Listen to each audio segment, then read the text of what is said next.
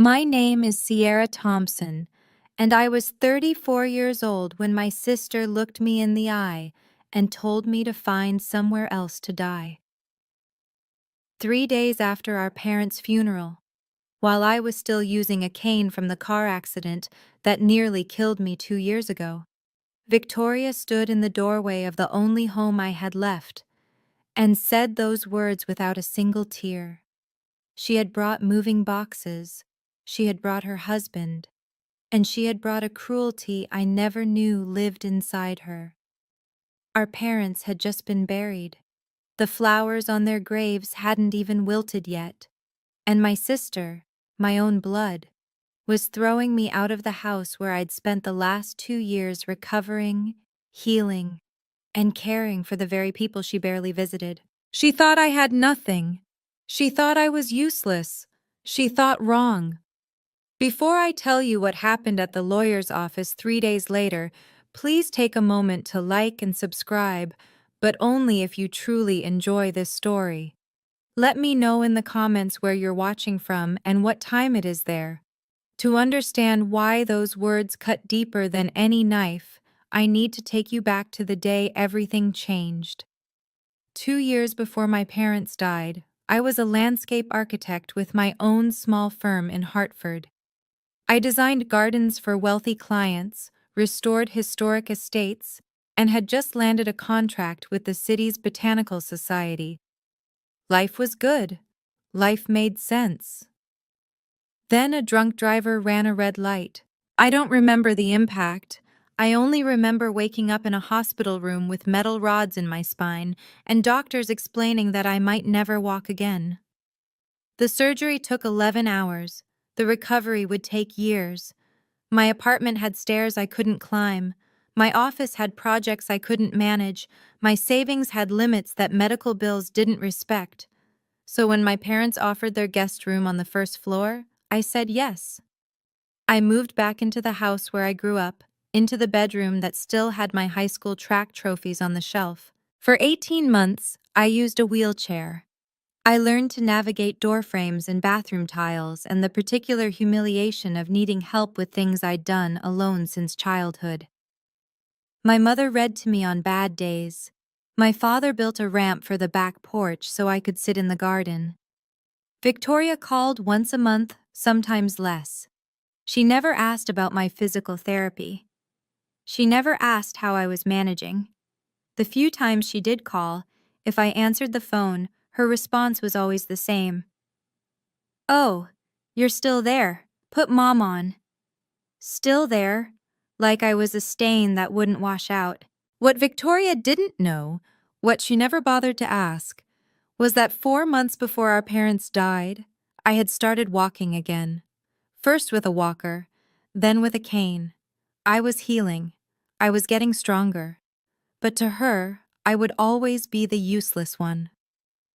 The Christmas before my parents died, Victoria came home with her perfect family in tow. Derek wore a cashmere coat that cost more than my monthly medical bills. Their 2 kids, Emma and Jack, ran through the house like they owned it.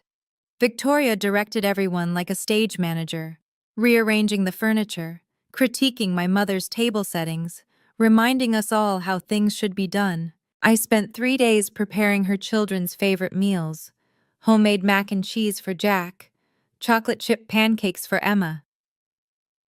I did it standing at the counter with my cane propped against the stove, my back screaming after 20 minutes, because I wanted to contribute. I wanted to be useful. On Christmas morning, everyone gathered in the living room for the annual family photo. My father set up the tripod. My mother adjusted the ornaments on the tree. The kids fought over who got to stand in front. Victoria looked at me and smiled, but it wasn't a warm smile. "Sierra, maybe you should sit this one out. We want a nice photo for the Christmas card." The room went quiet. My mother opened her mouth, then closed it. My father stared at the camera like he hadn't heard. "It's just," Victoria shrugged, "the wheelchair doesn't really fit the aesthetic, you know?" I wasn't even in the wheelchair anymore. I was standing, with a cane. But I didn't argue. I had learned that arguing with Victoria only gave her ammunition, so I smiled, nodded, and walked into the kitchen. Through the window, I watched my family pose without me. I heard the shutter click. Once, twice, 3 times. I didn't know then that my father had watched the whole thing, and I didn't know what he did the very next morning. My parents died on a Tuesday in March. They were flying to California for an old college friend's wedding. A private charter, 6 passengers, clear skies. The plane went down somewhere over Nevada. They said it was mechanical failure. They said it was quick. I was in the garden when the call came, pruning the roses my mother had planted 15 years ago. The phone rang, and 30 seconds later, my entire world collapsed. Victoria flew in for the funeral. She handled everything, the arrangements, the flowers, the guest list. I was too numb to fight her on it. I sat in the front pew at the service and realized I didn't recognize half the people there. Victoria's friends, Victoria's contacts, people who had never met my parents but wanted to be seen paying respects.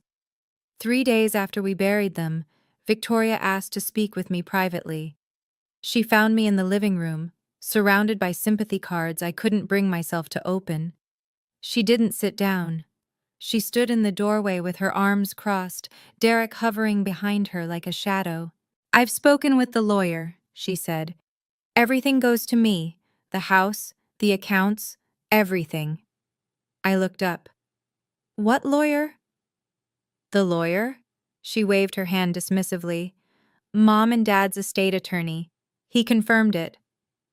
"Did he give you documents? A copy of the will?" Victoria's eye twitched, just slightly. "I don't need to show you anything. You have 2 weeks to find somewhere else to live." Something cold settled in my stomach. Victoria had said the lawyer. Not a name, not a firm, just the lawyer. My parents had used Harold Whitmore for over 20 years. If Victoria had actually spoken to him, she would have said his name. She was bluffing.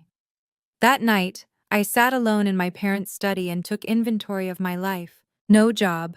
I had closed my firm 18 months ago when the medical bills made it impossible to keep the lights on. No savings. What little I had went to co-pays, specialists, and the endless parade of prescriptions that kept my spine from seizing up. No income. Disability payments covered the basics, barely. And now, apparently no home. I looked around the room. My father's desk, worn smooth by 40 years of use. My mother's reading chair, the fabric faded where she always rested her head. The window that looked out over the garden we had built together, her planting, me designing, both of us dreaming about what it could become. This house wasn't just 4 walls and a roof. This was where I took my first steps, where I learned to ride a bike in the driveway, where my mother taught me to cook and my father taught me to argue. Every room held a memory. Every corner held a piece of my parents. If I walked away now, I wouldn't just lose a house. I would lose them all over again. And worse, I would be proving Victoria right. I would be accepting that I was useless, that I didn't deserve to be here, that I was worth nothing. I couldn't accept that. I wouldn't. I started opening drawers, looking for something, anything, a clue that Victoria was wrong. In the bottom drawer of my father's desk, beneath old tax returns and faded photographs, I found a business card. Harold Whitmore, estate attorney. I turned it over. On the back, in my father's careful handwriting, were 6 words. Call him. He knows everything. My father never wrote notes. Never. So why this one? 3 days later, Victoria came back. I was in the living room, practicing my walking without the cane. The physical therapist said I was ready to try. I wanted to prove I could do something on my own. The front door slammed open. Victoria walked in carrying cardboard boxes, Derek trailing behind with more. She dropped them at my feet, the hollow thud echoing through the room. "Pack your things," she said. "You have until Friday." "Victoria, I need more time. I'm still..." "Still what?" Still pretending to be sick? I was in a car accident. You know that. 2 years ago. She kicked one of the boxes toward me. You've milked it long enough. Derek shifted uncomfortably. Honey, maybe we should… Stay out of this, Derek. Behind me, I heard Rose, the nurse who had cared for my parents in their final months, come in from the kitchen. She stopped in the doorway, her eyes wide. Beside her stood Maggie, our neighbor of 40 years, who had come to drop off a casserole. They both heard what came next. Victoria stepped closer, close enough that I could smell her perfume, something expensive and sharp. She looked at me the way you look at garbage that needs to be taken out. Find somewhere else to die, she said. You're useless now. The words hung in the air. Rose made a small sound. Maggie's hand went to her chest. Victoria didn't even glance at them. To her, they were invisible, unimportant, but I saw Rose do something strange. She pulled a small notebook from her pocket and wrote something down. Quick, discreet, like she was noting a patient's vitals. At the time, I didn't understand why. Later, I would. Maggie was the first to move. She stepped forward, her 70-year-old frame suddenly rigid with the kind of anger that only decades of friendship can produce. She had known my mother since before I was born. She had held me as a baby. She had watched both Thompson girls grow up, and she had clearly picked a side. Victoria Eileen Thompson, Maggie's voice could have cut glass. Your mother would roll in her grave if she heard you right now. Victoria turned slowly, her face arranged in polite confusion. I'm sorry. Who invited you into this conversation? I've known this family 40 years, longer than you've been alive, young lady. This is family business. I was family before you learned to walk. Maggie moved to stand beside me, her hand finding my arm. Eleanor loved both her daughters, but she wasn't blind, Victoria. None of us were. Something flickered across Victoria's face. Uncertainty, maybe, or just annoyance at being challenged. Derek stepped forward, reaching for his wife's elbow. Vic, come on. We can discuss this later. Don't touch me. She pulled away, her voice rising. My mother left me in charge, not her. Not some neighbor who thinks she has a right to… Your mother didn't leave you in charge of anything. Maggie's words were quiet, final. Not yet. The room went still. Victoria's jaw tightened. She looked at me, then at Maggie, then at Rose, who was still standing in the kitchen doorway with her notebook. Fine. Victoria grabbed Derek's arm and pulled him toward the door. Friday, Sierra. I want you out by Friday. The door slammed behind them. Maggie squeezed my arm. Don't you worry, honey. This isn't over. I wished I could believe her. The next morning, Derek came back alone. I found him standing on the porch, hands in his pockets, looking like a man who had lost an argument with his own reflection. When I opened the door, he flinched. Victoria doesn't know I'm here, he said quickly. Can we talk? I let him in. We sat in the living room, him on the edge of my mother's chair, me on the couch with my cane propped against the armrest. He wouldn't meet my eyes. Look, he started. About yesterday. Victoria's under a lot of pressure. Pressure to throw her disabled sister out of her dead parents' house? He winced. It's not personal, Sierra. We just really need the money. I went very still. Need? The house alone is worth… He stopped, caught himself.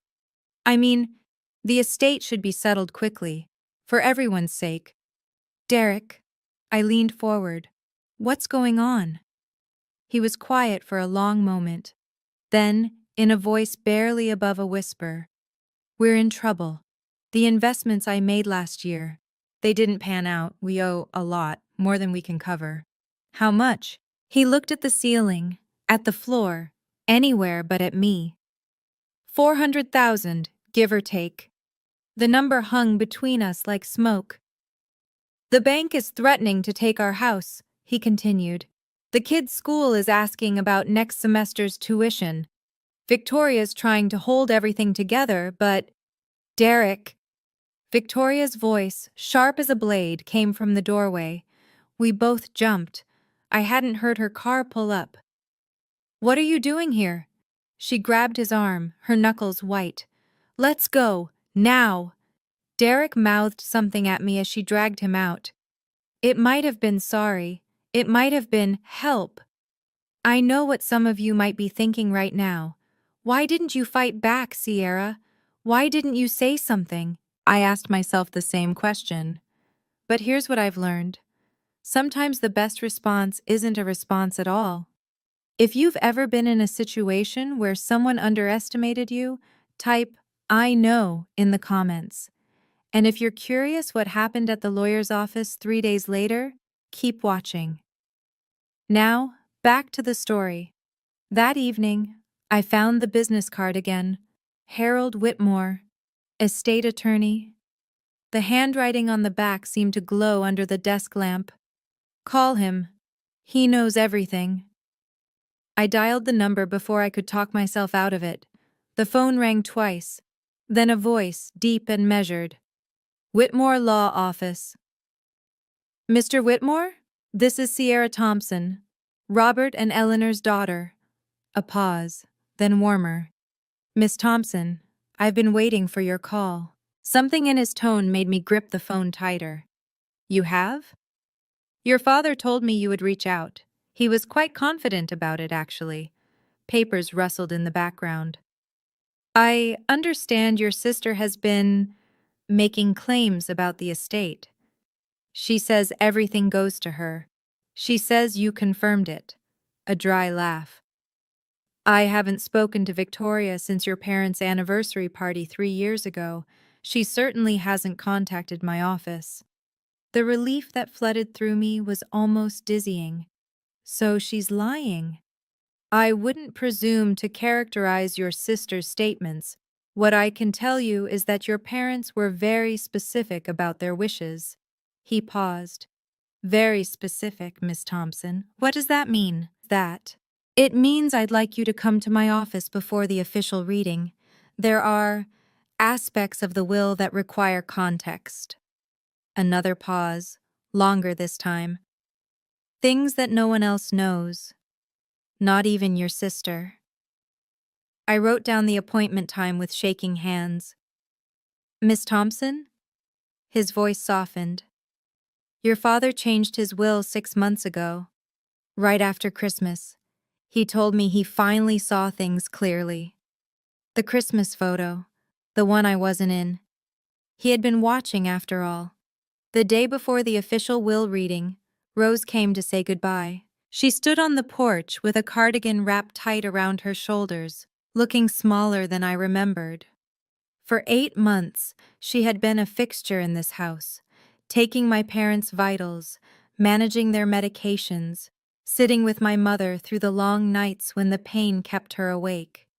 Now her job was done, and she was moving on to another family, another patient, another ending. I wanted to give you something, she said. She reached into her bag and pulled out a leather-bound notebook, worn soft at the edges. I recognized it immediately. My mother's handwriting covered the visible page, her looping cursive, the way she always pressed too hard with the pen. Your mother asked me to keep this safe. Rose pressed the notebook into my hands. She said you'd need it someday. She said you'd know when. I traced my mother's initials on the cover. What's in it? Her thoughts, her days, her observations. Rose hesitated. The last few pages are about you and your sister. I didn't read them. It wasn't my place. But I think she wanted you to understand something. Understand what? Rose glanced toward the street, as if checking that we were alone. There's something else. With Mr. Whitmore. Your mother recorded a message a few months ago. A video. She met my eyes. She was very clear about when it should be played. My throat tightened. Rose, why are you telling me this? She reached out and squeezed my hand. Your mother knew, Sierra. She knew what Victoria would do, and she prepared. Rose stepped back toward her car. Your parents loved you both, but they weren't blind. The notebook felt heavy in my hands, like a promise, like a warning. Victoria organized the memorial reception like she organized everything, expensively and without consulting anyone. The restaurant was Italian, upscale, the kind of place with cloth napkins and waiters who introduced themselves by name. She had rented out the private dining room, arranged for catering, sent invitations on cream-colored cardstock with my parents' names embossed in gold. She hadn't asked me about the menu. She hadn't asked me about the guest list. She hadn't asked me anything at all. I arrived late. My taxi had gotten stuck in traffic, and walking from the parking lot with my cane took longer than I'd planned. By the time I reached the entrance of the private room, Victoria was already standing at the head of the long table, a glass of wine in her hand, giving a speech. 40 people sat before her. Aunts and uncles I barely recognized. Friends of my parents whose names I'd forgotten. Derek's business associates. Victoria's book club. A sea of faces, some grieving, most just there to be seen. Worked their whole lives for this family, Victoria was saying. Her voice carried that particular pitch she used when she wanted people to admire her. And I promise to honor that legacy, this house, this community, everything they built, I will protect it. She said this family like a claim, like a deed of ownership. I stood in the doorway, and not one person in that room acknowledged me. Mom and Dad would be so proud of what we've accomplished, Victoria continued. The Thompson name will endure. I'll make sure of it. I gripped my cane until my knuckles went white. She hadn't mentioned me once. Not once. It was as if I had already been erased from the family she was so determined to protect. Someone in the crowd noticed me standing there. A murmur rippled through the room. Heads turned. Victoria's speech faltered for just a moment before she recovered with a practiced smile. Sierra, you made it. The way she said it, like my presence was a mild surprise, an afterthought, made my skin crawl. I made my way toward an empty seat near the back, my cane tapping against the polished floor in the silence. Victoria! It was Aunt Dorothy, my father's older sister, speaking from the middle of the table. What about Sierra? Where will she live now? The question hung in the air. 40 pairs of eyes shifted between us. Victoria's smile didn't waver. Sierra has her own plans. She's transitioning. Transitioning to where? Dorothy pressed. Victoria shrugged delicately. Wherever she can manage. She's always been resourceful. A few people chuckled. Small laughs, nervous laughs. The kind people make when they're not sure what else to do. But they laughed. I stood there with my cane, feeling the weight of every gaze. Some people looked at me with pity, some with judgment. Most just looked away, uncomfortable, eager to return to their wine and small talk. Victoria glided past me on her way to greet someone at another table. As she passed, she leaned in close. I told you to stay home, she whispered. You're embarrassing yourself. I didn't respond. I remembered what Harold Whitmore had said when I'd visited his office that morning. Let her talk. The more she says now, the louder the silence will be later. So I found my seat. I folded my hands in my lap, and I waited. Victoria had no idea what was coming. Maggie arrived 20 minutes later, wearing black and carrying a look that could curdle milk. She scanned the room until she found me, alone at my corner table, pushing food around my plate without eating. Then her gaze shifted to Victoria, who was holding court near the bar, laughing at something Derek had said. Maggie's jaw tightened. She walked straight toward me. Is it true? She asked, sitting down. What Dorothy just told me, did Victoria really say you're transitioning? I nodded. Maggie stood back up, Before I could stop her, she raised her voice loud enough to cut through every conversation in the room. Eleanor and Robert would be ashamed if they could see this. The room went silent. Victoria turned, her wine glass frozen halfway to her lips. "Excuse me?" Victoria's voice was ice. "You heard me." Maggie didn't flinch. "This girl," she pointed at me, "took care of your parents every single day while you were too busy to visit. She bathed them, she fed them, she held your mother's hand when she was scared." Maggie's voice cracked, but she kept going. "What did you do, Victoria? Send flowers?" Someone gasped. Derek stepped forward, reaching for Victoria's arm, but she shook him off. "You have no right." "I have every right. I was Eleanor's best friend for 40 years. Maggie moved to stand beside me, her hand on my shoulder. "And I know exactly what kind of daughter you've been."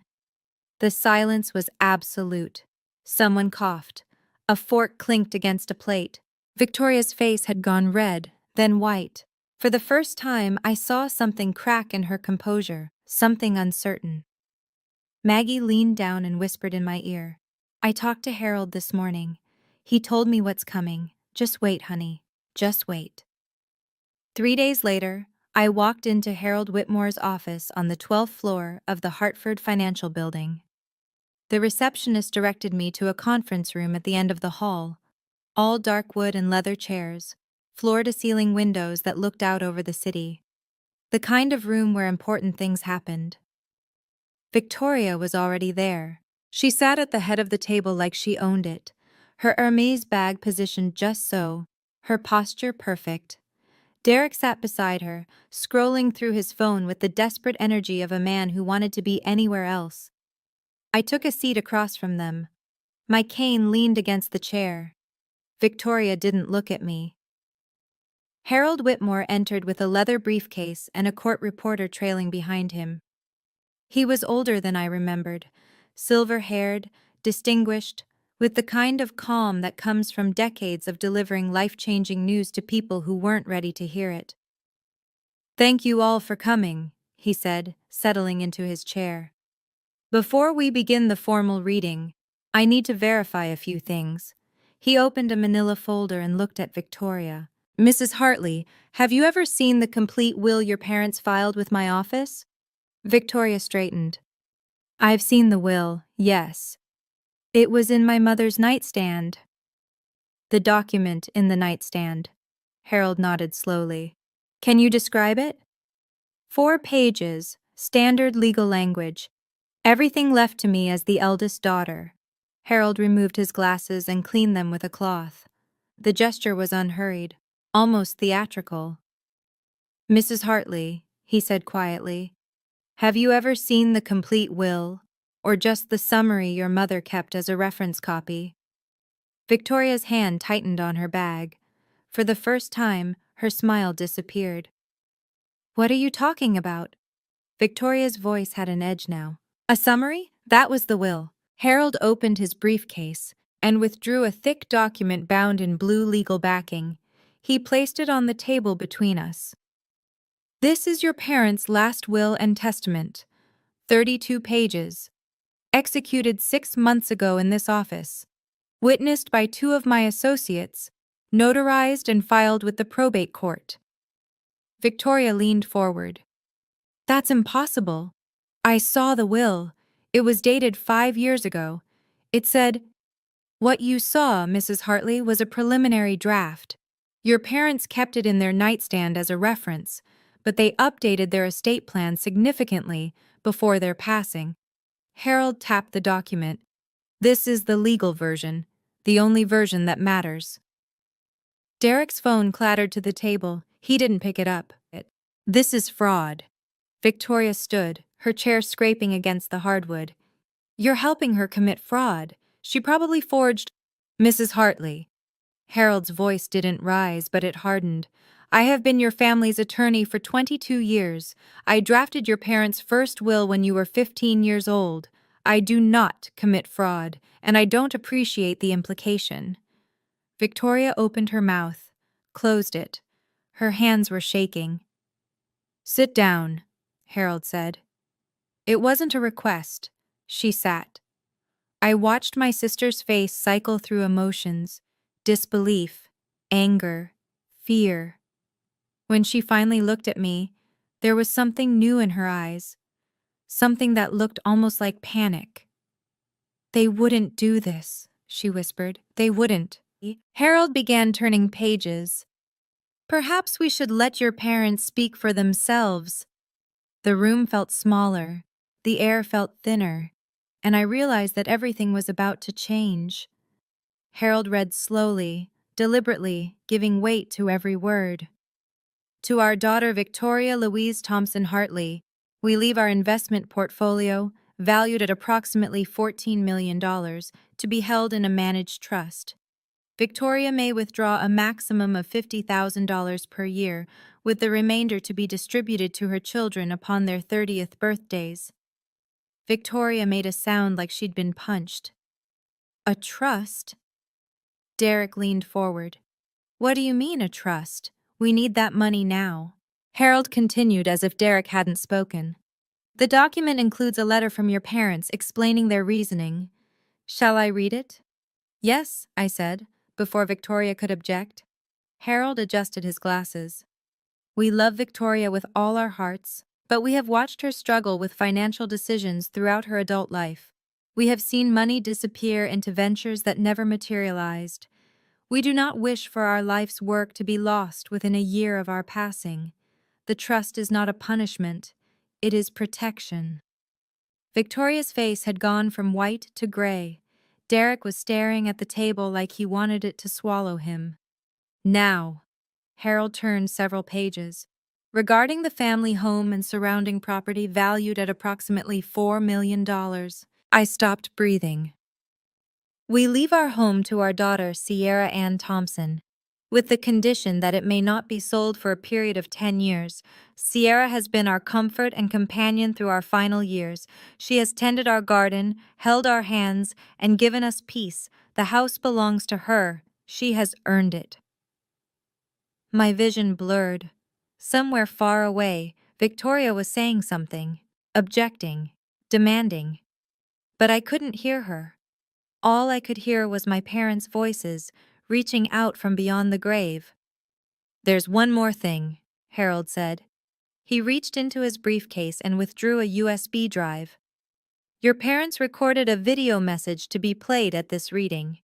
They were quite insistent about it. Victoria's head snapped up. What video? I never knew about any video. That was the point, Mrs. Hartley. Harold connected the drive to a laptop, and a moment later, my mother's face appeared on the screen mounted on the wall.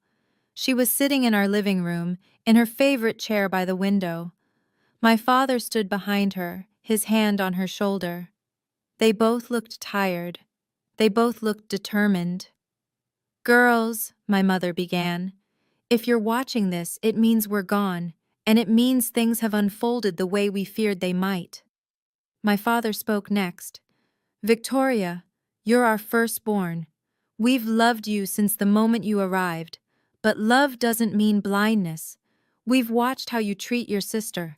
We've seen the way you dismiss her, diminish her, push her aside. My mother's eyes glistened.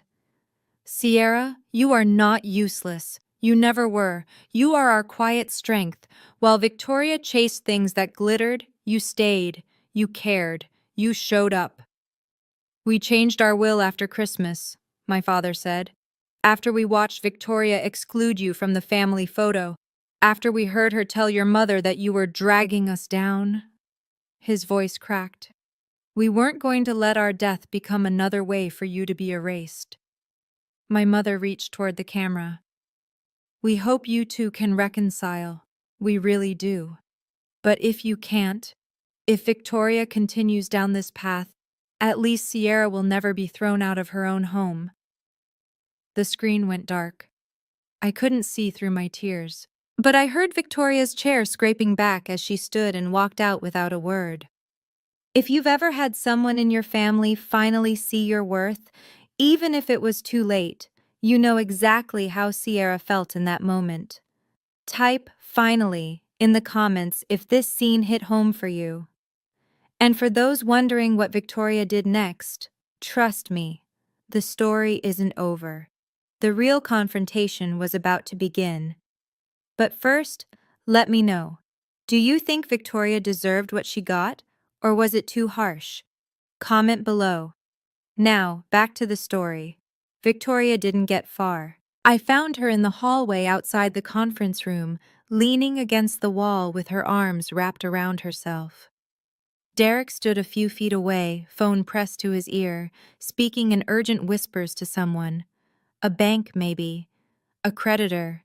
The people who were circling their lives like sharks. When Victoria saw me, something broke. "This isn't fair," her voice was raw. "You don't understand. I have a family to support. I have responsibilities. You have a sister you told to find somewhere else to die." She flinched. "I didn't mean—" "Yes, you did." I kept my voice steady. "You meant every word. You've meant every word for years. You don't know what it's like." She was crying now, mascara streaking down her cheeks. "Derek's investments collapsed. We owe $400,000. The bank is going to take our house. My children are going to lose their home, and you—" She pointed at me with a shaking finger. "You don't have anyone. You don't have kids. You don't need the money." I let her words hang in the air between us. "You're right," I said quietly. "I don't have kids. I don't have a husband. I don't have any of the things you think make a person valuable." I took a step closer. "But I also didn't spend years treating my own sister like garbage.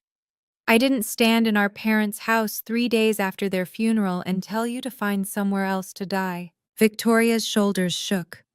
For a moment, she looked like the little girl I remembered from childhood. Lost. Scared. But then I remembered all the years she made me feel worthless. And I remembered that compassion has limits. I could have destroyed her in that moment. I could have listed every cruel comment, every dismissive gesture, every time she made me feel like I didn't deserve to exist. I could have told her exactly what I thought of her perfect life, and her perfect image, and her perfect lies. But that's not who I am. That's not who my parents raised me to be. So instead, I leaned on my cane and spoke calmly. "You told me to find somewhere else to die. I found somewhere." I paused. "It's called home." Victoria's breath caught. "I'm not going to gloat, Victoria. That's not who I am. But I am going to set a boundary." I met her eyes. "You will never speak to me like that again. Ever. Not in private, not in public, not in front of your children. I am done being your punching bag." She stared at me like she was seeing me for the first time. "I have a proposal," I continued. "The trust gives you $50,000 a year. That's not nothing, but I know it won't solve your immediate problems." I took a breath. "I'm willing to loan you what you need to pay off the bank. No interest. Reasonable terms. Enough to save your house and keep the kids in school." Victoria's mouth opened, closed. "But there's one condition." I held up my hand. "You apologize. Publicly. At a family dinner. In front of everyone who was at that memorial reception. You tell them what you said to me, and you tell them you were wrong." The hallway was silent. Derek had stopped his phone call. He was staring at me like I had grown a second head. Victoria wiped her eyes. "And if I don't?" "Then you figure it out alone. Your choice." Victoria didn't answer. She looked at Derek, who looked at the floor. Then she gathered what remained of her composure, picked up her bag, and walked toward the elevator. Derek followed without a backward glance. The doors closed behind them, and I was alone in the hallway. Harold Whitmore appeared beside me a moment later, a gentle hand on my elbow. "Miss Thompson, we still have paperwork to complete." I nodded and followed him back to the conference room. The court reporter had left. The video was dark, just Harold and me, and the weight of everything that had happened. He slid documents across the table, deeds, account transfers, signature pages. I signed where he indicated, my hand trembling slightly. "Your parents were proud of you," Harold said as I signed the last page. "They told me so many times, your mother especially." He removed his glasses and rubbed his eyes. "She said you were the only thing that made those last months bearable." I couldn't speak. She also said something else. Harold pulled a sealed envelope from his briefcase. "She asked me to give you this after the reading, a letter, just for you." I took the envelope. My mother's handwriting on the front. "For Sierra. When you're ready." "One more thing." Harold stood and shook my hand.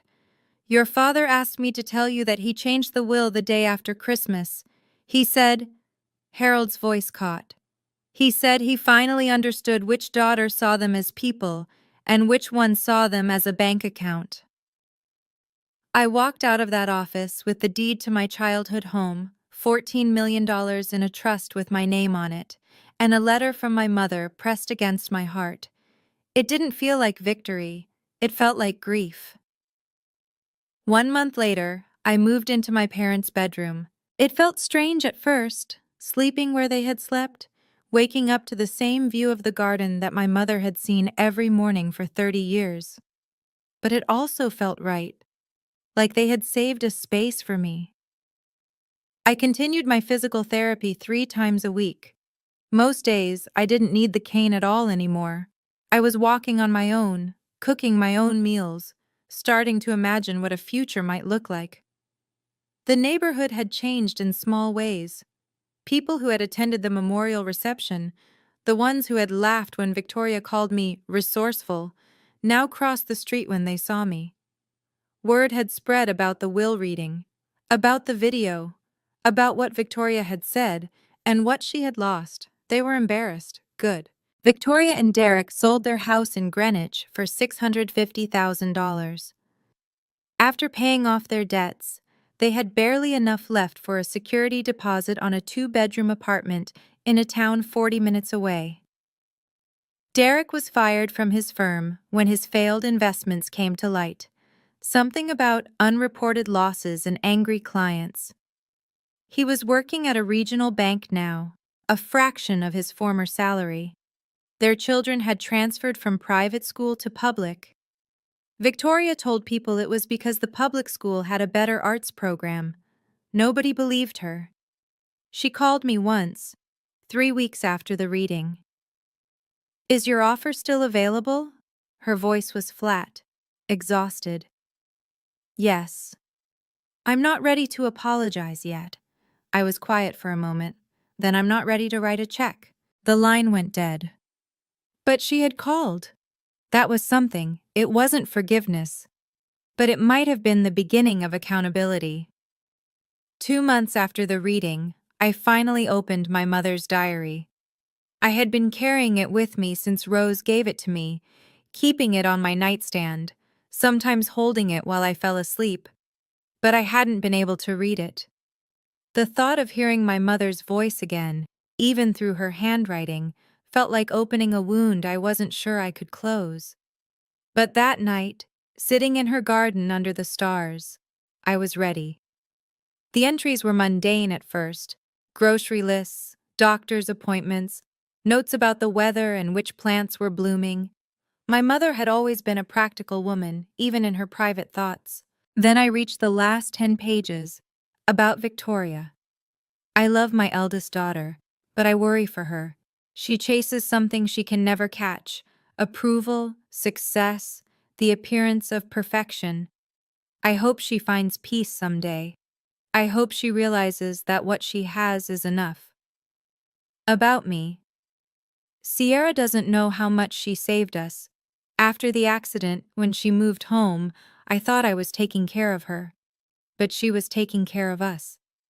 Just by being here, making breakfast, reading to me, sitting with Robert in the garden, she saved us from a loneliness I didn't know we were drowning in.